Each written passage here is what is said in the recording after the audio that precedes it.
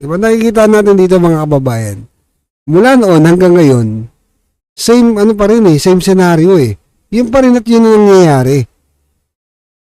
Nagigets nyo? Diba? No, simula noon, ganun pa din. Pabalik-balik lang ho sila dyan sa Senado. Minsan, nangarap pa silang gusto nila masungkit yung mas mataas sa pwesto. Presidente, tsaka Vice President. Hindi naman sila nagwagi. Nakuha nyo? Diba? Kung ikaw, bilang senador, wala naman nangyari noon hanggang ngayon. Diba? Hindi mo na ano yung corruption. Doon ka nga magugulat Biglang pinalta sa Diba? Senate Blue Ribbon Committee si Marcoleta. Ang dami pang pwede expose ni Marcoleta. Diba? Marami nag-aantay ng mga kababayan natin. Hindi lang yung usapin sa flood control. Hindi lang yung usapin dyan na korupsyon. Diba? Na galit na ngayon ng taong bayan. Hindi lang yan. Diba? Nandiyan pa yung mga usapin sa mga ibang bagay. Lalo-lalo na sa mga oligarko. Usapin sa kuryente, tubig. Diba? Napansin nyo?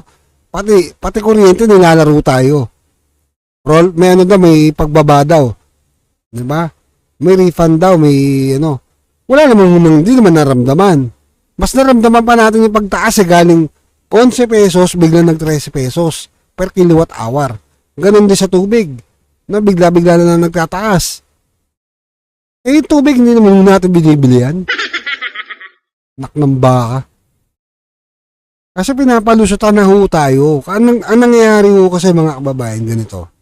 Politiko, oligarko, diba? Halos magkakaano yan sila.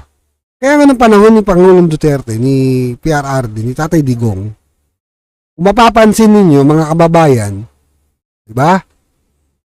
Hindi lahat ng malalaking oligarko nakakalapit basta-basta sa kanya.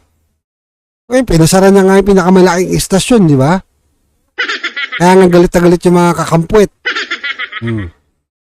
Yun yung senaryo. Ngayon, mas lumala po ngayon yung sitwasyon. Nung si Marcos Jr. ang umupo. Mas malala. Totoo yan.